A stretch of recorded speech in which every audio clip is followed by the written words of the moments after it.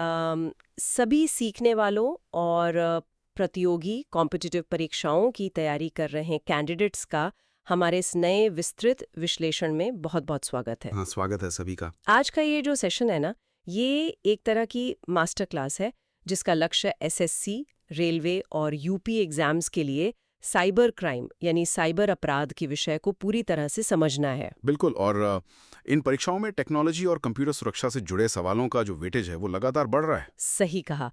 तो हमारे पास आज एक बहुत ही शानदार स्लाइड डेक और प्रेजेंटेशन नोट्स मौजूद है। हमारा मिशन इनकी हर एक स्लाइड को ध्यान से पढ़ना और उसके सबसे ज़रूरी फैक्ट्स को याद करना है। और सबसे बड़ी बात, कैंडिडेट्स को किसी भी भारी शब्द से डरना नहीं है, क्योंकि हम हर एक कॉम्प्लेक्स कॉन्सेप्ट को बिल्कुल रोजमर्रा की आसान भाषा में डिकोड करेंगे। मैं हर टेक्निकल वर्ड का क्या और क्यों समझाऊंगा, और एग्जाम अलर्ट पर हमारा पूरा फोकस रहेगा। तो टेंशन लेने की कोई ज़रूरत नहीं है, बस ध्यान से सुनना है। तो चलिए शुरू करते हैं। इस स्लाइड में हम बात करेंगे साइबर अपराध एक परिचय के बारे में। मैं पहले बुलेट पॉइंट्स पढ़ती हूँ। परिभाषा: कोई भी गैर कानूनी कृत्य जिसमें कंप्यूटर, संचार उपकरण या इंटरनेट का उपयोग किया जाता है। मुख्य श्रेणियां: कंप्यूटर एक लक्ष्य और कंप्यूटर एक हथियार के रूप में। अच्छा, अब इसको थोड़ा आसान भाषा में समझते हैं। ये लक्ष्य और हथियार का जो अंतर है ना, ये बहुत अहम है। हाँ, ये सुनने में थोड़ा अलग लग रहा है। देखिए, जब किसी कंप्यूटर को लक्ष्य बनाया जाता है तो अपराधी का मेन टारगेट उस मशीन या उसके डेटा को नुकसान पहुंचाना होता है, जैसे किसी के लैपटॉप में वायरस डाल देना। ओ, मतलब सीधा हमला उसी पर। बिल्कुल। और दूसरी तरफ जब कंप्यूटर एक हथियार के रूप में इस्तेमाल होता है तो अपराधी अपनी ठीक-ठाक चल रही मशीन का इस्तेमाल करके किसी और को नुकसान पहुंचाता है, जैसे अपने सिस्टम से किसी को फर्जी ईमेल भेजकर पैसे ऐंठना। समझ गई। और यहाँ स्लाइड पर एक एग्जाम अलर्ट भी है, आईटी अधिनियम 2000। हाँ, ये बहुत जरूरी है। एग्जाम में सीधे साल पूछ लिया जाता है। इसे याद रखने का एक मेमोरी लॉजिक देता हूँ। साल 2000 वही समय था जब पूरी दुनिया Y2K क्राइसिस से जूझ रही थी। हाँ, Y2K, जहाँ सबको डर था कि कंप्यूटर्स बंद पड़ जाएंगे। सही पकड़ा। उसी दौर में भारत में इंटरनेट तेजी से फैल रहा था, तो इसीलिए ये कानून उसी साल आया। और एग्जाम के लिए याद रखने वाली बात यह है कि ये अधिनियम अपराध को किसी एक लाइन में डिफाइन नहीं करता, बल्कि तकनीक के दुरुपयोग वाले किसी भी कृत्य को दंडित करता है, ताकि आगे आने वाली नई टेक्निक भी इसमें कवर हो सके, है ना? एकदम सही कहा आपने। चलिए आगे बढ़ते हैं। इस स्लाइड में हम बात करेंगे जब कंप्यूटर लक्ष्य या टारगेट हो। यहाँ पॉइंट्स हैं: अर्थ डेटा को नुकसान पहुंचाना, और प्रमुख उदाहरण हैकिंग, वायरस, DOS अटैक और वेबसाइट डिफेसमेंट। इनमें से बाकी तो आम शब्द हैं, पर ये वेबसाइट डिफेसमेंट थोड़ा टेक्निकल लगता है। इसका आसान मतलब है किसी डिजिटल दीवार पर कोई गलत पोस्टर चिपका देना। जैसे रियल लाइफ में कोई किसी पब्लिक प्रॉपर्टी पर स्प्रे पेंट कर देता है, वैसा। बिल्कुल वैसा ही। हैकर्स किसी सरकारी वेबसाइट का होम पेज हैक करके वहां अपना कोई निशान या मैसेज छोड़ देते हैं। अब यहाँ एक बड़ा एग्जाम अलर्ट है। वो क्या? सीधा हमला, यानी डायरेक्ट अटैक। परीक्षा के लिए इस वर्ड पे जोर देना है कि जब किसी सिस्टम की कार्यक्षमता या फंक्शनैलिटी रुक जाती है तो उसे कंप्यूटर को लक्ष्य बनाना कहते हैं। मतलब अगर क्वेश्चन में फंक्शनैलिटी वर्ड आए तो वो डायरेक्ट अटैक का इशारा है। सही जवाब। ठीक है, अब नेक्स्ट स्लाइड पर चलते हैं। इस स्लाइड में हम बात करेंगे वित्तीय साइबर अपराध यानी फिशिंग परिवार के बारे में। यहाँ 3 बुलेट्स हैं: फिशिंग, विशिंग और स्मिशिंग। ये तीनों शब्द एसएससी और यूपी एग्जाम्स के मैच द फॉलोइंग वाले क्वेश्चंस के लिए बहुत ज्यादा इंपॉर्टेंट है। एग्जाम अलर्ट यही है कि इन तीनों का अंतर पता होना चाहिए। तो इनको याद रखने का कोई आसान तरीका है? बहुत ही शानदार मेमोरी लॉजिक है इसका। इनके शुरुआती अक्षरों को देखिए। फिशिंग में PH है ना? हाँ। तो PH से फोनी ईमेल यानी फर्जी ईमेल। जैसे मछली को चारा डालकर फंसाते हैं, वैसे ही ईमेल के जरिए फंसाना। ओह वाओ, ये तो बहुत आसान हो गया। और विशिंग के लिए? विशिंग शुरू होता है V से। V यानी वॉइस कॉल, आवाज के जरिए। जब कोई फेक बैंक ऑफिसर बनकर फोन पर OTP मांगे। और स्मिशिंग में S है तो उसका मतलब SMS से होगा? बिल्कुल, SMS के जरिए बिजली बिल कटने का डर दिखाना स्मिशिंग है। बस ये मीडियम याद रखने हैं: ईमेल, वॉइस कॉल और SMS। ये ट्रिक तो कैंडिडेट्स कभी नहीं भूलेंगे। अब अगला देखते हैं। इस स्लाइड में हम बात करेंगे सलामी अटैक के बारे में। परिभाषा है छोटी रकम जैसे 50 पैसे निकालना, और कार्यप्रणाली में लिखा है लाखों खातों से मिलकर बहुत बड़ी चोरी। इसको एक आसान उदाहरण से समझाता हूँ। सलामी अटैक का नाम उस सलामी मीट से आया है जिसका अगर एक बहुत पतला स्लाइस काट लिया जाए तो पूरी सलामी में कोई कमी महसूस नहीं होती। अच्छा, मतलब थोड़ा सा हिस्सा निकाल लिया और किसी को पता भी नहीं चला। हाँ, सोचिए, अगर आपके बैंक अकाउंट से सिर्फ 50 पैसे कट जाएं, तो क्या आप पुलिस स्टेशन जाएंगे? बिल्कुल नहीं, शायद ध्यान भी ना जाए मेरा। और यही उनकी चाल है। पर वो एक साथ 10 लाख लोगों के अकाउंट से 50 पैसे निकालते हैं, सीधे 5 लाख की चोरी। एग्जाम अलर्ट के लिए इसमें पेनी शेविंग और वित्तीय हेराफेरी कीवर्ड्स को याद रखना है। पेनी शेविंग मतलब पैसों की छिलाई करना। सही। और रेलवे एग्जाम्स में ये सीधा वन लाइनर सवाल बनता है कि किस अटैक का मुख्य उद्देश्य पकड़े जाने से बचना होता है और छोटी रकम निकालते हैं। सलामी अटैक। क्लियर हो गया। अब आगे बढ़ते हैं। इस स्लाइड में हम बात करेंगे रैंसमवेयर के बारे में। बुलेट्स है, परिभाषा, फाइलों को लॉक या इनक्रिप्ट करना और फिरौती बिटकॉइन में भुगतान की मांग। यहाँ जो शब्द है ना, इनक्रिप्ट, ये समझना बहुत जरूरी है। इनक्रिप्ट का मतलब है आपके कंप्यूटर के डेटा को एक ऐसी तिजोरी में बंद कर देना जिसकी चाबी सिर्फ हैकर के पास हो। ओह, इसीलिए उसे लॉक करना कहते हैं। और फिर वो चाबी के बदले पैसे मांगता है। हाँ, और पैसे आम बैंक अकाउंट में नहीं मांगते, वो बिटकॉइन का इस्तेमाल करते हैं क्योंकि उसे ट्रेस नहीं किया जा सकता। ये तो बहुत खतरनाक है। और इसका एक बहुत बड़ा एग्जाम्पल अलर्ट है WannaCry। WannaCry दुनिया के सबसे प्रसिद्ध हमलों में से एक था। इसका मेमोरी लॉजिक है एक ऐसा वायरस जिसने दुनिया भर के लोगों को रुला दिया। Want to cry? Want to cry से wanna cry, ये लॉजिक तो सीधा दिमाग में बैठ गया। चलिए अगला देखते हैं। इस स्लाइड में हम बात करेंगे बॉटनेट और DDoS अटैक के बारे में। बॉटनेट, ज़ॉम्बी कंप्यूटर का जाल और DDoS वेबसाइट पर नकली ट्रैफिक भेजकर सर्वर क्रैश करना। ये ज़ॉम्बी कॉन्सेप्ट काफी दिलचस्प है। ज़ॉम्बी तो फिल्मों में होते हैं ना, जिनका अपना दिमाग नहीं होता। बिल्कुल, और कंप्यूटर्स के केस में भी यही होता है। हैकर आपके कंप्यूटर में वायरस डाल देता है और आपको पता भी नहीं चलता, आपका कंप्यूटर उनका ज़ॉम्बी बन जाता है। ऐसे हजारों कंप्यूटर्स के जाल को बॉटनेट कहते हैं। बाप रे। और DDoS अटैक क्या है? इसके लिए एक उदाहरण देता हूं। मान लीजिए त्योहार का टाइम है और एक मिठाई की दुकान है। अगर उस दुकान के दरवाजे पर 500 नकली लोग खड़े हो जाएं, जो कुछ खरीद नहीं रहे, बस रास्ता रोके खड़े हैं, तो क्या होगा? तो जो असली ग्राहक है वो अंदर ही नहीं जा पाएंगे, दुकान का काम रुक जाएगा। एग्जैक्ट। यही डिजिटल दुनिया में DDoS अटैक करता है। हजारों ज़ॉम्बी कंप्यूटर्स एक साथ किसी वेबसाइट पर नकली ट्रैफिक भेजते हैं और सर्वर क्रैश हो जाता है। अब ध्यान दीजिएगा एग्जाम अलर्ट पर। हाँ, बताइए। एग्जाम में पूछते हैं कि क्या DDoS का उद्देश्य डेटा चोरी करना है? जवाब है नहीं। इसका एकमात्र उद्देश्य है सेवा को रोकना, यानी डिनाई सर्विस। ये ट्रू फॉल्स वाले सवालों में बहुत काम आता है। डिनाई सर्विस, ध्यान रखना पड़ेगा। अब चलते हैं एक बहुत ही मॉडर्न प्रॉब्लम की तरफ। इस स्लाइड में हम बात करेंगे जूस जैकिंग के बारे में। परिभाषा, सार्वजनिक USB पोर्ट से डेटा चोरी कैसे होता है और सावधानी। और हाँ, इस फिगर में दिखाया गया है कि कैसे एक फोन चार्जर के तार से डेटा ट्रांसफर हो रहा है। ये फिगर बहुत कुछ कह रहा है।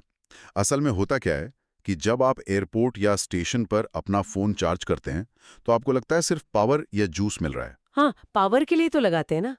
लेकिन उस चार्जिंग केबल के अंदर डेटा ट्रांसफर करने वाले पिन भी होते हैं। हैकर उस पोर्ट के पीछे हार्डवेयर लगा देते हैं और आपका डेटा चोरी होने लगता है। इसीलिए इसको जूस जैकिंग कहते हैं। ये तो सच में बहुत आम मिस्टेक है जो कोई भी कर सकता है। इसीलिए एग्जाम अलर्ट है कि data theft via charging port keyword को याद रखा जाए। मॉडर्न टेक से जुड़े सवालों में ये जरूर दिखता है। चले अब उन लोगों की बात करते हैं जो ये सब करते हैं। इस स्लाइड में हम बात करेंगे हैकिंग से जुड़े शब्दों के बारे में। यहाँ 3 प्रकार हैं: व्हाइट हैट, ब्लैक हैट और ग्रे हैट। ये टोपियों के रंगों का लॉजिक बहुत आसान है। सफेद यानी व्हाइट हैट मतलब अच्छा। ये एथिकल हैकर होते हैं जो परमिशन लेकर सिस्टम की कमियां ढूंढते हैं। और काला यानी ब्लैक हैट तो फिर अपराधी होंगे। बिल्कुल, वो बिना परमिशन घुसते हैं और नुकसान पहुंचाते हैं। और ग्रे हैट इन दोनों के बीच का रास्ता है। ये बिना परमिशन के घुसते तो हैं, पर इनका इरादा नुकसान पहुंचाना नहीं होता। ओह, मतलब तरीका गलत पर इरादा सही। सही पकड़ा। अब यहाँ सबसे जरूरी एग्जाम अलर्ट। एक शब्द होता है क्रैकर। तकनीकी भाषा में ब्लैक हैट हैकर को ही क्रैकर कहा जाता है। ये हमेशा नकारात्मक होता है। तो ऑप्शंस में अगर ब्लैक हैट न हो और क्रैकर हो तो उस पर टिक लगाना है। एकदम सही। जरूरत होती है। और वर्म जो स्वचालित या बिना इंसान की जरूरत के फैलता है। और इस फिगर में दिखाया गया है कि कैसे एक वर्म एक नेटवर्क केबल के अंदर से यात्रा कर रहा है। ये फिगर इसलिए है ताकि वर्म का आत्मनिर्भर होना समझ आए। वायरस को ना ह्यूमन एक्शन चाहिए। जैसे जब तक आप कोई अनजान पेनड्राइव नहीं लगाएंगे या फाइल नहीं खोलेंगे, वायरस फैल नहीं सकता। उसको एक मदद चाहिए फैलने के लिए। हाँ, लेकिन वर्म बिल्कुल अलग है। एक बार नेटवर्क में आ गया तो वो अपने आप अपनी कॉपी बनाता जाता है। यही सबसे बड़ा एग्जाम अलर्ट है। दोनों के बीच का सबसे मेन डिफरेंस। हाँ, एग्जाम में स्टैंड अलोन कीवर्ड बहुत बार आता है। स्टैंड अलोन मेलवेयर कौन सा है पूछा जाए तो एसएससी एग्जाम्स में ये ब्रह्मास्त्र की तरह काम करेगा। आंसर हमेशा वर्म होगा। स्टैंडअलोन यानी वर्म। ठीक है, अब आगे इस स्लाइड में हम बात करेंगे ट्रोजन हॉर्स और जासूसी सॉफ्टवेयर के बारे में। ट्रोजन हॉर्स, बैकडोर बनाना, कीलॉगर और रूटकिट। ट्रोजन हॉर्स के लिए एक छोटी सी ग्रीक कथा याद कर लीजिए। एक लकड़ी का घोड़ा जो बाहर से बहुत सुंदर था और तोहफे जैसा लग रहा था। हाँ, जिसके अंदर दुश्मन सैनिक छुपे हुए थे, है ना? बिल्कुल वही कहानी। कंप्यूटर में भी ट्रोजन ऐसा सॉफ्टवेयर होता है जो देखने में फ्री गेम या अच्छा सॉफ्टवेयर लगेगा, पर इंस्टॉल करते ही उसके अंदर से मैलवेयर निकलकर सिस्टम का पिछला दरवाजा या बैकडोर खोल देगा। और एग्जाम में इसे कैसा सवाल आएगा? एग्जाम अलर्ट ये है कि ट्रोजन नॉन रेप्लिकेटिंग होता है, मतलब वो वायरस या वर्म की तरह खुद अपनी कॉपी नहीं बनाता। यही इसे उन दोनों से अलग करता है। और ये बाकी दो शब्द, कीलॉगर और रूटकिट? की लॉगर का लॉजिक उसके नाम में ही है, जो कीबोर्ड की हर दबाई गई की को लॉग या रिकॉर्ड करे। इससे पासवर्ड चोरी होते हैं। और रूटकिट वो है जो सिस्टम की रूट यानी जड़ पर कब्जा कर ले और हैकर को एडमिन कंट्रोल दे दे। बहुत क्लियरली समझ आ गया। अब हम आखिरी स्लाइड पर हैं। इस स्लाइड में हम बात करेंगे एक सारांश या समरी चार्ट के बारे में। यहाँ एक टेबल है, मैं टेबल पढ़ती हूँ रो वाइज। फिशिंग के सामने लिखा है ईमेल द्वारा ठगी, विशिंग के सामने कॉल द्वारा ठगी और स्मिशिंग के सामने एसएमएस द्वारा। फिर स्पाईवेयर के सामने जासूसी करने वाला सॉफ्टवेयर और रूटकिट के सामने एडमिन कंट्रोल। ये टेबल एग्जाम से एक रात पहले रिवीजन करने के लिए सबसे बेहतरीन टूल है। इन कीवर्ड्स को ऐसे ही मैप करके याद रखना है। लेकिन इस टेबल के बिल्कुल नीचे एक अजीब सा शब्द है, डेटा डिडलिन। ये शब्द अजीब जरूर है पर बहुत इंपॉर्टेंट। एग्जाम अलर्ट है, इसका मतलब समझिए। डेटा एंट्री करते वक्त ठीक उसी दौरान हेराफेरी करना डेटा डिडलिंग कहलाता है। कैसी हेराफेरी? जैसे एक क्लर्क कंप्यूटर में लोगों के नाम फीड कर रहा है, उसने लिस्ट देखी और अचानक किसी एक नाम को बदलकर अपने किसी चाहने वाले का नाम टाइप कर दिया। ओ, मतलब सिस्टम में जाने से पहले ही डेटा बदल दिया। हाँ, कंप्यूटर में दर्ज करने से ठीक पहले की गई ऐसी चोरी को डेटा डिडलिंग कहते हैं। ये तो सच में बहुत चालाकी वाला काम है। तो इसके साथ हमारी सारी स्लाइड्स कवर हो गई हैं। अब एक तेज वर्बल रिवीजन कर लेते हैं। बिल्कुल, रिवीजन जरूरी है। फिशिंग, विशिंग और स्मिशिंग में माध्यम यानी ईमेल, कॉल, एसएमएस का अंतर याद रखना है। वायरस और वर्म में इंसानी दखल और स्टैंड अलोन होने का अंतर अहम है। और वो मैच द फॉलोइंग वाले सवाल कहाँ से बनेंगे? वो हैकर्स के प्रकार से आएंगे। टोपियों के रंग व्हाइट, ब्लैक, ग्रे और क्रैकर को ध्यान में रखें। और पेनी शेविंग वर्ड को सलामी अटैक से जोड़कर याद रखें। ट्रू फॉल्स में डीडोस अटैक का उद्देश्य सेवा रोकना है, न कि डेटा चोरी करना। ये पक्का कर लें। वाह, ये तो गागर में सागर भरने जैसी बात हो गई। बहुत ही बढ़िया। मुझे उम्मीद है कि इस सेशन के बाद कैंडिडेट्स को साइबर क्राइम के शब्द डराएंगे नहीं। बिल्कुल नहीं डराएंगे। पर आज हमने बहुत सारी ऐसी बातें जानी जो ध्यान देने वाली हैं, जैसे ज़ॉम्बी कंप्यूटर और बॉटनेट के बारे में। मैं सोच रही थी, हाँ, बताइए। क्या ऐसा हो सकता है कि हमारे घर में लगा हुआ स्मार्ट टीवी या स्मार्ट बल्ब बिना हमें पता चले दुनिया के किसी कोने में बैठे हैकर के बॉटनेट का हिस्सा बन चुका हो? ये एक बहुत ही डार्क रियलिटी है आईओटी डिवाइसेस की। और सोचिए, क्या पता वो स्मार्ट बल्ब किसी वेबसाइट पर हमला कर रहा हो इस वक्त। अगली बार अपने वाईफाई राउटर की चमकती लाइटों को देखते हुए इस बारे में सभी को जरूर सोचना चाहिए। ये तो एकदम सोचने पर मजबूर करने वाली बात कह दी आपने। हाँ, काफी क्रीपी है, पर सच हो सकता है। चलिए, इसी विचार के साथ हम इस जानकारी से भरे विस्तृत विश्लेषण को समाप्त करते हैं। सभी को उनकी परीक्षाओं के लिए, आगामी तैयारी के लिए बहुत बहुत शुभकामनाएं। मेरी तरफ से भी सभी को ऑल द बेस्ट। धन्यवाद और डिजिटली सुरक्षित रहें। सभी जिज्ञासु छात्रों और प्रतियोगी परीक्षाओं की तैयारी कर रहे परीक्षार्थियों का हमारी इस विशेष गहन चर्चा में स्वागत है। आज हमारे पास जो स्रोत सामग्री है वो सच में बहुत ही खास है। हाँ, बिल्कुल। हमारे सामने 14 स्लाइड्स के एक बहुत ही विस्तृत प्रेजेंटेशन है और आज का हमारा विषय है साइबर सुरक्षा, हमले की तकनीकें और हमारा सूचना प्रौद्योगिकी अधिनियम यानी आईटी एक्ट। आजकल की डिजिटल दुनिया में ये विषय जितना हमारी रोजमर्रा की जिंदगी के लिए जरूरी है, उतना ही सरकारी परीक्षाओं के लिए भी। सही कहा। और इस गहन चर्चा का उद्देश्य केवल तकनीक या इन भारी शब्दों को समझना मात्र नहीं है। तो फिर हमारा मुख्य मिशन क्या है आज? हमारा मुख्य मिशन है प्रतियोगी परीक्षाओं, विशेषकर एसएससी, रेलवे और यूपी पुलिस जैसी परीक्षाओं के नजरिए से इस प्रेजेंटेशन के हर एक तथ्य को डिकोड करना। अच्छा। हाँ, हम इसे बिल्कुल एक टीचर स्टाइल क्लासरूम की तरह समझेंगे ताकि यहाँ चर्चा किया गया हर एक बिंदु छात्रों को सीधे याद हो जाए। और हम ये भी देखेंगे कि परीक्षा बनाने वाले यहाँ से कैसे सवाल पूछ सकते हैं। ठीक है, चलिए इसे विस्तार से समझते हैं। मेरी गुजारिश है कि हम स्रोत सामग्री के पहले भाग से शुरुआत करें और एक-एक करके इन सभी तकनीकी पहलुओं को समझें। तो सबसे पहले ये 5C सिद्धांत क्या हैं, जिसका इस दस्तावेज में जिक्र है? इस स्लाइड में हम बात करेंगे 5C सिद्धांत और वैश्विक सूचकांक की। सबसे पहले 5C का सिद्धांत देखते हैं, जिसे साइबर सुरक्षा फ्रेमवर्क भी कहते हैं। इसमें 5 महत्वपूर्ण स्तंभ शामिल हैं।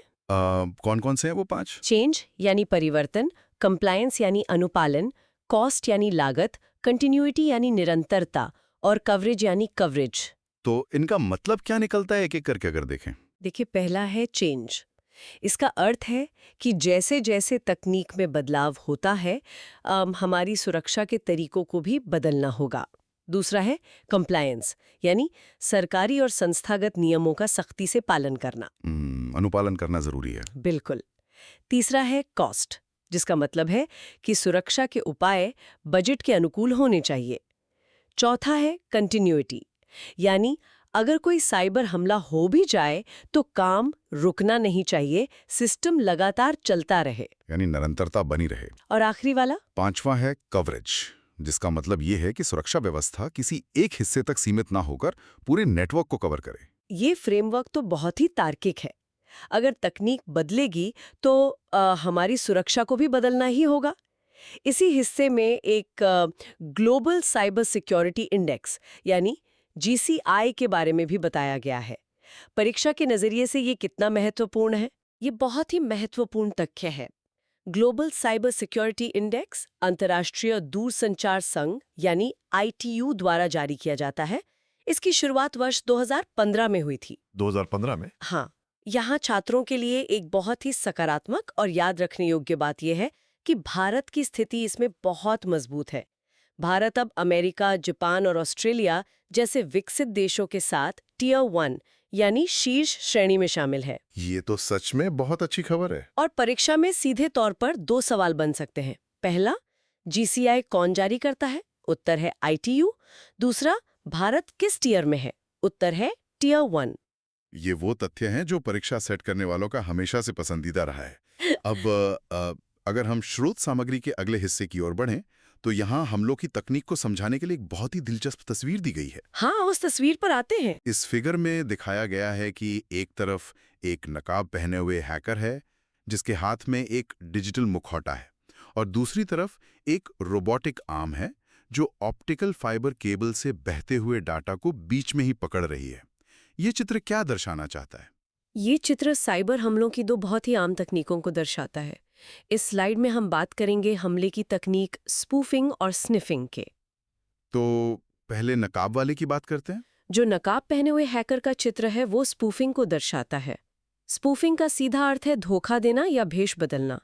इसमें हैकर्स किसी वैध या वैलिड व्यक्ति, वेबसाइट या डिवाइस होने का नाटक करते हैं। मतलब वो असली दिखने की कोशिश करते हैं। बिल्कुल। उनका मुख्य उद्देश्य होता है किसी व्यक्ति का विश्वास जीतकर उसका डेटा चुराना। मान लीजिए किसी यूजर को पुलिस या बैंक अधिकारी बनकर कोई कॉल आए और उससे उसकी निजी जानकारी मांगी जाए। ये स्पूफिंग का एक क्लासिक उदाहरण है। स्निफिंग का अर्थ है सूंघना। इसमें नेटवर्क पर बहरे डेटा को बीच में ही कैप्चर कर लिया जाता है या पढ़ लिया जाता है। ये पुराने ज़माने की वायर टैपिंग जैसा है, जहां 2 लोगों की फ़ोन कॉल को कोई तीसरा चुपकर सुनता था। अच्छा, तो यहाँ छात्रों को ध्यान रखना चाहिए कि दोनों में बड़ा अंतर क्या है? हाँ, यहाँ परीक्षार्थियों के लिए एक बहुत बड़ा कीवर्ड अलर्ट है। स्निफिंग में डेटा को नष्ट नहीं किया जाता, ना ही उसे बदला जाता है, बस उसे चुपके से कॉपी किया जाता है। ये अंतर छात्रों को परीक्षा के लिए बहुत स्पष्ट होना चाहिए। स्पूफिंग मतलब भेष बदलना और स्निफिंग मतलब चुपकर जानकारी चुराना। लेकिन इन दोनों के अलावा भी तो कुछ ऐसे हमले होते हैं जो सीधे सिस्टम को ही निशाना बनाते हैं। जी हाँ, और यही हमारा अगला विषय है। इस स्लाइड में हम बात करेंगे ब्रूट फोर्स और जीरो डे अटैक की। ब्रूट फोर्स अटैक, जैसे कि नाम से ही स्पष्ट है, पासवर्ड तोड़ने का एक जबरदस्ती वाला तरीका है। जबरदस्ती वाला तरीका। मतलब जैसे अगर किसी ताले की चाबी खो जाए तो हम हर एक चाबी लगाकर देखते हैं कि कौन सी फिट बैठेगी। बिल्कुल सटीक उदाहरण दिया है आपने।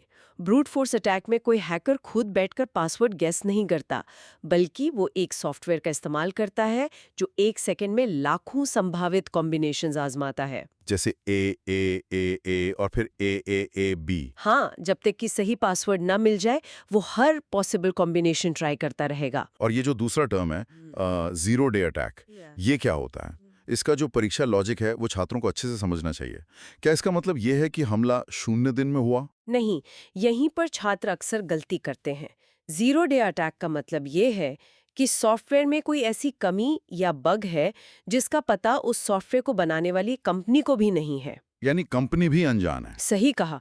जब हैकर्स उस अज्ञात कमी का फायदा उठाकर हमला कर देते हैं तो उसे जीरो डे अटैक कहते हैं।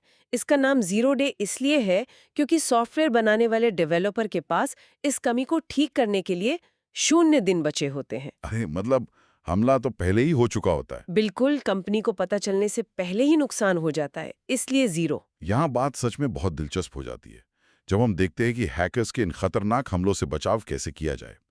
अगली कुछ स्लाइड्स में सुरक्षा के साधनों और कुछ तकनीकी शब्दावली का जिक्र है जो रोजमर्रा के इंटरनेट उपयोग में भी काम आती हैं। इस स्लाइड में हम बात करेंगे सुरक्षा शब्दावली और इंक्रिप्शन की। हम पहले पॉइंट्स पढ़ते हैं: कुकीज, फायरवॉल, इंक्रिप्शन और वीपीएन। सबसे पहले बात करते हैं कुकीज की। ये खाने वाली कुकीज तो नहीं है? नहीं, बिल्कुल नहीं। जब कोई यूजर किसी वेबसाइट पर जाता है तो ब्राउजर में एक छोटी टेक्स्ट फाइल सेव हो जाती है। इसी फाइल को कुकी कहते हैं। इसका काम है यूजर की पसंद, उसकी लॉगिन डिटेल्स और उसने वेबसाइट पर क्या देखा, इसे सुरक्षित रखना। यानी जब भी हम कोई नई वेबसाइट खोलते हैं तो जो एक्सेप्ट कुकीज का पॉपअप आता है वो यही फाइल है। ये याद रखती है कि ई कॉमर्स साइट पर कार्ट में कौन सा सामान रखा गया था। इसके बाद यहाँ फायरवॉल का जिक्र है। फायरवॉल कंप्यूटर और इंटरनेट के बीच की एक सुरक्षा दीवार है। इसका काम है अनधिकृत या अनऑथराइज्ड डेटा को सिस्टम में आने और जाने से रोकना। यहाँ परीक्षा के लिए एक बहुत महत्वपूर्ण अलर्ट है। कौन सा अलर्ट? परीक्षा में अक्सर ये फंसाने वाला सवाल पूछा जाता है कि क्या फायरवॉल केवल एक सॉफ्टवेयर है? परीक्षार्थियों को याद रखना है कि फायरवॉल हार्डवेयर और सॉफ्टवेयर दोनों रूपों में हो सकता है। एक राउटर के अंदर हार्डवेयर फायरवॉल होता है और कंप्यूटर के ऑपरेटिंग सिस्टम में सॉफ्टवेयर फायरवॉल होता है। ये बहुत ही बारीक लेकिन अहम जानकारी है, हार्डवेयर और सॉफ्टवेयर दोनों। जी हाँ। इसके बाद एन्क्रिप्शन और वीपीएन की बात की गई है इस लिस्ट में। देखिए, एन्क्रिप्शन का अर्थ है डेटा को ऐसे गुप्त कोड में बदलना जिसे कोई पढ़ ना सके। जब हम इंटरनेट पर कोई संदेश भेजते हैं तो वो सामान्य टेक्स्ट यानी प्लेन टेक्स्ट में होता है। एन्क्रिप्शन उसे साइफर टेक्स्ट में बदल देता है। और जब सामने वाले के पास पहुंचता है तो जब वो संदेश सही व्यक्ति तक पहुंचता है तो डिक्रिप्शन के जरिए वो वापस सामान्य भाषा में बदल जाता है। दूसरी तरफ है वीपीएन यानी वर्चुअल प्राइवेट नेटवर्क। ये इंटरनेट पर यूजर की पहचान यानी आईपी एड्रेस को छुपा देता है। मतलब हम अदृश्य हो जाते हैं। एक तरह से हाँ, ये इंटरनेट पर सुरक्षित रूप से काम करने की आज़ादी देता है। और इसी आईपी एड्रेस से जुड़ा स्रोत में एक बहुत ही महत्वपूर्ण मेमोरी फैक्ट दिया गया है जो सीधे कई प्रतियोगी परीक्षाओं में पूछा जाता है। IPv4 पता 32 बिट का होता है जबकि IPv6 पता 128 बिट का होता है। हाँ, IPv4 32 बिट और IPv6 128 बिट। छात्रों को ये आंकड़े बिल्कुल कंठस्थ कर लेने चाहिए। अगर हम इसे बड़ी तस्वीर से जोड़कर देखें तो हम पाएंगे कि चाहे हम कितनी भी मजबूत फायरवॉल, वीपीएन या इंक्रिप्शन लगा लें, जब तक इन अपराधों से निपटने के लिए कोई ठोस कानून नहीं होगा, तब तक सुरक्षा व्यवस्था अधूरी है। एकदम सही बात है, कानून का होना जरूरी है। इसी के साथ हम आते हैं अपनी अगली स्लाइड पर, जो इसके कानूनी पहलू पर रोशनी डालती है। जी हाँ, देखते हैं इस स्लाइड में क्या है। इस स्लाइड में हम बात करेंगे सूचना प्रौद्योगिकी अधिनियम 2000 की, जिसे आम भाषा में आईटी एक्ट 2000 कहा जाता है। ये भारत का मुख्य साइबर कानून है। इसके बारे में जानकारी होना बहुत जरूरी है परीक्षा के लिए। बिल्कुल। इसके लागू होने की तारीख 17 अक्टूबर 2000 है। इसका प्राथमिक उद्देश्य ई कॉमर्स को कानूनी मान्यता देना और साइबर अपराधों को रोकना है। समय के साथ इसमें बदलाव भी हुए। वर्ष 2008 में इसमें एक बहुत बड़ा संशोधन किया गया, जो 27 अक्टूबर 2009 को लागू हुआ। इस संशोधन में नया क्या जुड़ा था? इस संशोधन का महत्व ये है कि इसमें साइबर आतंकवाद और डेटा सुरक्षा जैसी नई और सख्त धाराएं जोड़ी गईं। और यहाँ एक बहुत ही शानदार ऐतिहासिक और परीक्षा अलर्ट भी है। आईटी एक्ट 2000 लागू होने के साथ ही भारत साइबर कानून बनाने वाला दुनिया का 12वां देश बन गया था। हाँ, दुनिया का 12वां देश। ये 17 अक्टूबर 2000 की तारीख तो छात्रों के लिए बहुत ही महत्वपूर्ण है। अब जाहिर है इस कानून के तहत अलग अलग अपराधों के लिए अलग अलग सजाएं तय की गई होंगी। चलिए उन धाराओं पर नजर डालते हैं जो परीक्षाओं में सबसे ज्यादा पूछी जाती हैं। इन स्लाइड्स में हम बात करेंगे आईटी एक्ट की महत्वपूर्ण धाराओं की। हम एक एक करके इन्हें समझेंगे। शुरुआत करते हैं धारा 43 यानी सेक्शन 43 से। ये धारा किस बारे में है? यह धारा तब लागू होती है जब कोई व्यक्ति बिना अनुमति के किसी कंप्यूटर से डेटा निकालता है या उसमें वायरस डाल देता है। इसमें सजा के तौर पर प्रभावित व्यक्ति को नुकसान का मुआवजा देने का प्रावधान है। सिर्फ मुआवजा? हाँ, 43 में मुआवजा है। फिर आती है धारा 66 यानी सेक्शन 66, जो सीधे तौर पर हैकिंग से जुड़ी है। अगर कोई हैकिंग करता है तो इसमें 3 साल तक की जेल और 5 लाख रुपए तक का जुर्माना हो सकता है। इसके बाद स्रोत में धारा 66A यानी सेक्शन 66A का जिक्र है। इसके बारे में बताया गया है कि ये सोशल मीडिया पर आपत्तिजनक या ऑफेंसिव संदेश भेजने से जुड़ी थी। लेकिन यहाँ हमें निष्पक्ष रूप से एक कानूनी घटनाक्रम का उल्लेख करना होगा। जी हाँ, श्रेया सिंघल बनाम भारत संघ केस। इस केस में सुप्रीम कोर्ट ने धारा 66A को अभिव्यक्ति की आज़ादी यानी फ्रीडम ऑफ स्पीच का उल्लंघन मानते हुए पूरी तरह से निरस्त या स्क्रैप कर दिया है। जिसका मतलब है कि अब ये धारा लागू नहीं है। बिल्कुल। हम यहाँ केवल तथ्यात्मक रिपोर्टिंग कर रहे हैं कि सर्वोच्च न्यायालय ने संवैधानिक अधिकारों के आधार पर यह फैसला लिया था। परीक्षार्थियों को इस संदर्भ में केस का नाम श्रेया सिंघल केस जरूर याद रखना चाहिए, क्योंकि ये पॉलिटी और साइबर लॉ दोनों का हिस्सा है। ये बहुत स्पष्ट जानकारी है छात्रों के लिए। आगे स्रोत में धारा 66C और धारा 66D का उल्लेख है। हाँ, 66C आइडेंटिटी थेफ्ट या पहचान की चोरी से जुड़ी है, जिसमें 3 साल की जेल और 1 लाख रुपए जुर्माना है। और 66D प्रतिरूपण या इम्पर्सनेशन से जुड़ी है, यानी कंप्यूटर के जरिए अपनी पहचान बदलकर ठगी करना। रुकिए, अभी हमने बात की थी कि स्पूफिंग में कोई पहचान बदलता है और यहाँ धारा 66D में भी फर्जी आईडी बनती है। तो एक छात्र इन दोनों के बीच के इस बारीक अंतर को परीक्षा में कैसे पहचानेगा? दोनों तो एक जैसे ही लग रहे हैं। ये बहुत ही बेहतरीन और विश्लेषणात्मक सवाल है। छात्रों को इस बारीक अंतर को समझना ही होगा। देखिए, धारा 66 यानी आइडेंटिटी थेफ्ट का मतलब है कि कोई व्यक्ति किसी दूसरे असली इंसान का पासवर्ड या डिजिटल सिग्नेचर चुराकर उपयोग कर रहा है। यानी असली इंसान की पहचान चुरा रहा है। सही, वो व्यक्ति किसी और की असली पहचान का दुरुपयोग कर रहा है। दूसरी ओर धारा 66D यानी इम्पर्सनेशन का मतलब है कि वो व्यक्ति खुद एक पूरी तरह से नकली इंसान बन रहा है, फर्जी आईडी बना रहा है ताकि लोगों को ठग सके। अच्छा, 66C में चोरी है और 66D में पेश बदलना है। बिल्कुल। ये बहुत ही शानदार उदाहरण है। इससे ये कॉन्सेप्ट बिल्कुल साफ हो गया। और इसके बाद जो धारा है वो तो राष्ट्रीय सुरक्षा के दृष्टिकोण से बहुत ही गंभीर है। हाँ, धारा 66F ये साइबर आतंकवाद से संबंधित है। अगर कोई व्यक्ति देश की एकता, अखंडता और सुरक्षा को खतरा पहुंचाने के इरादे से साइबर हमला करता है तो उस पर ये धारा लगती है। और इसकी सजा? यहाँ सभी परीक्षार्थियों के लिए एक बहुत बड़ा अलर्ट है। आईटी एक्ट की इस धारा 66F के तहत आजीवन कारावास या लाइफ इम्प्रिजनमेंट का प्रावधान है। ये इस कानून के तहत दी जाने वाली सबसे कठोर सजा है। आजीवन कारावास?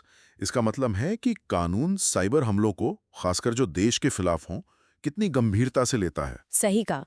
अगली स्लाइड में भी समाज से जुड़ी कुछ बहुत महत्वपूर्ण धाराएं हैं। धारा 67 ये इलेक्ट्रॉनिक रूप में अश्लील या ऑब्सीन सामग्री प्रकाशित करने से जुड़ी है।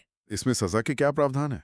इसमें पहली बार अपराध करने पर 3 साल की जेल और 5 लाख जुर्माना है, और दूसरी बार करने पर 5 साल की जेल और 10 लाख का जुर्माना है। और इसके आगे वाली धारा? इसके साथ ही एक सबसे संवेदनशील और सख्त धारा है 67B। ये बाल अश्लीलता या चाइल्ड पोर्नोग्राफी से जुड़ी है, बच्चों से जुड़ी अश्लील सामग्री बनाना या प्रसारित करना। इसमें 5 से 7 साल तक की सख्त कैद का प्रावधान है। बच्चों के डिजिटल शोषण के खिलाफ ये भारतीय कानून का सबसे सख्त कदम है। तो इस सब का असल मतलब क्या है? भारत के पास तो अपने बहुत ही सख्त और विस्तृत कानून हैं, लेकिन इंटरनेट तो पूरी दुनिया में फैला है, इसकी कोई सीमाएं नहीं है।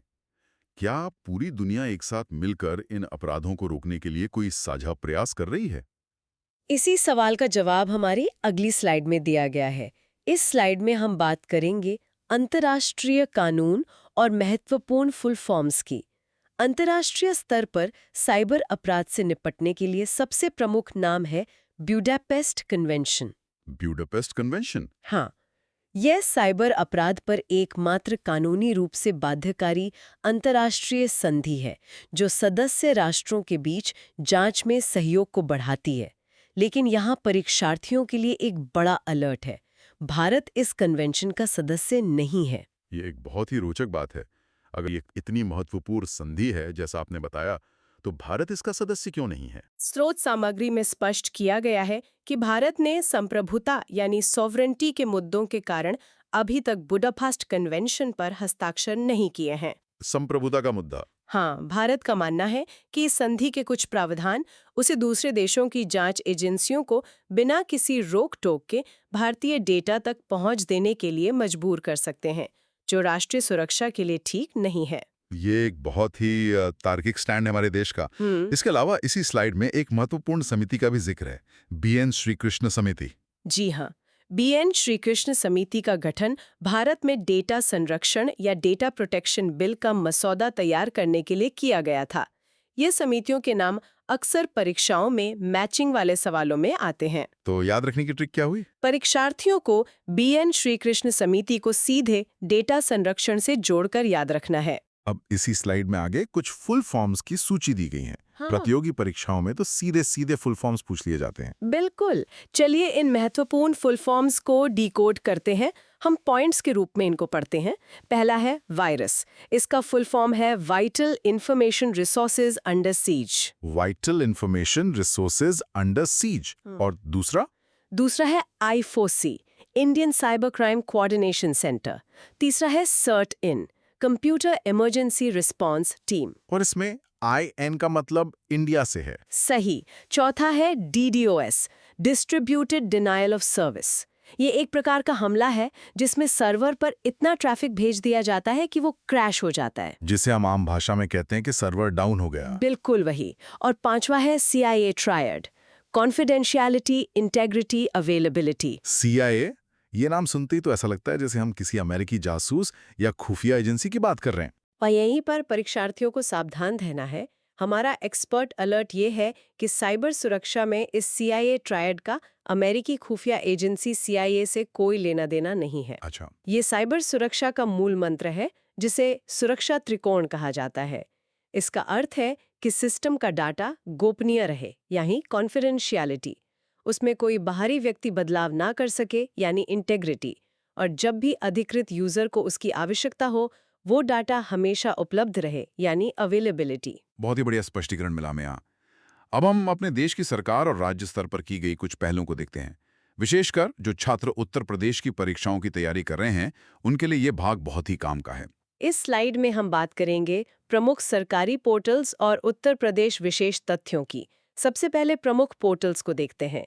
साइबर दोस्त, हेल्पलाइन 1930 और साइबर स्वच्छता केंद्र। एक एक करके देखते हैं इनको। साइबर दोस्त क्या है? साइबर दोस्त गृह मंत्रालय द्वारा सोशल मीडिया प्लेटफॉर्म X पर बनाया गया एक जागरूकता हैंडल है जो साइबर ठगी से बचने के टिप्स देता है। फिर आती है हेल्पलाइन 1930। ये हेल्पलाइन किस लिए है? ये national cyber crime reporting portal का आधिकारिक हेल्पलाइन नंबर है। अगर किसी के साथ वित्तीय धोखाधड़ी यानी फाइनेंशियल फ्रॉड होता है तो उसे तुरंत इस नंबर पर कॉल करना चाहिए।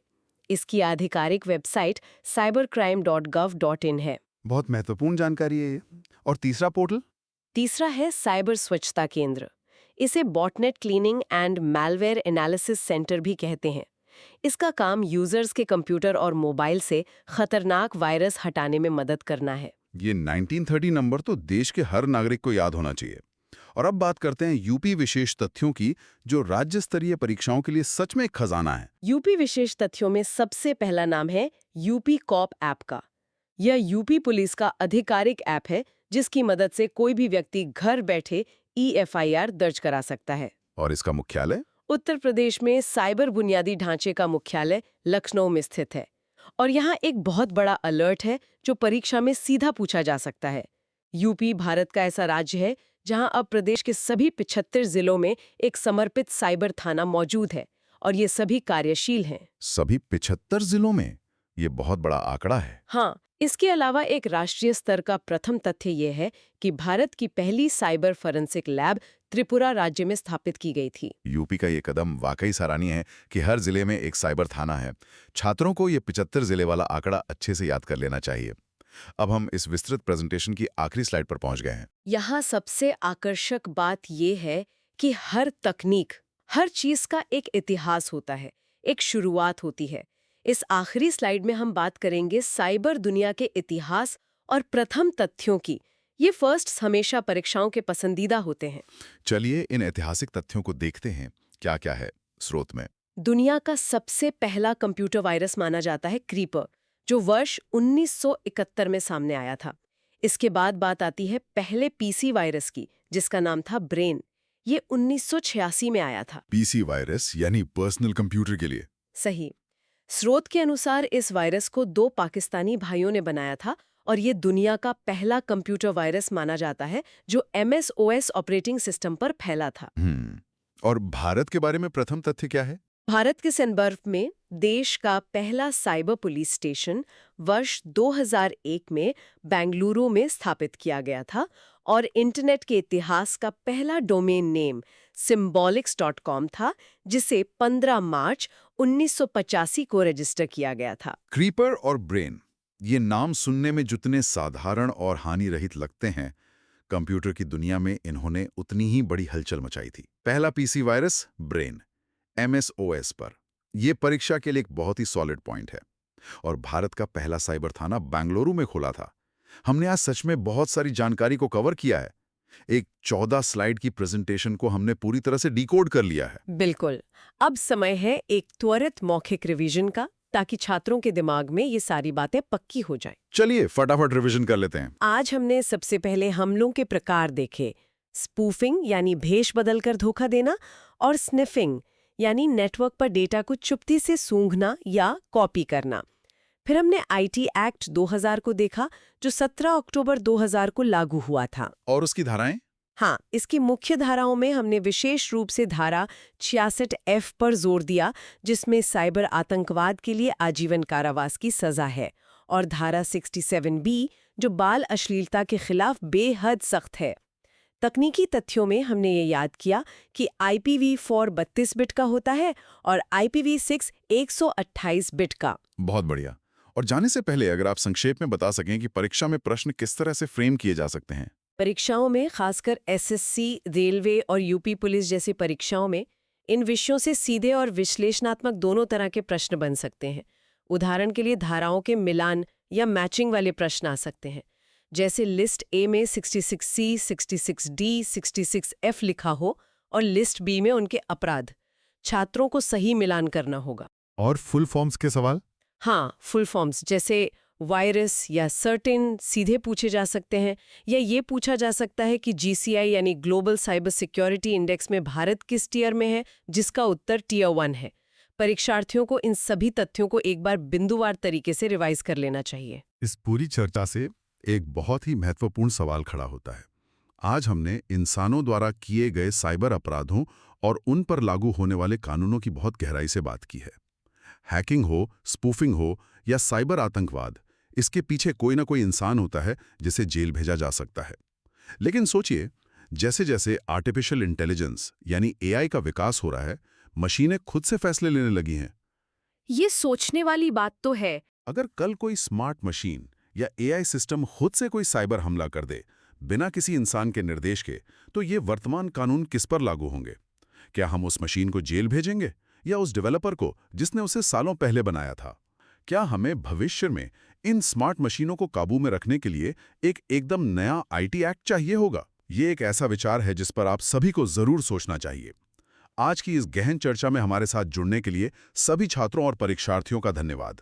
अपनी तैयारी मजबूत रखिए और इन तथ्यों को अच्छे से दोहराते रहिए।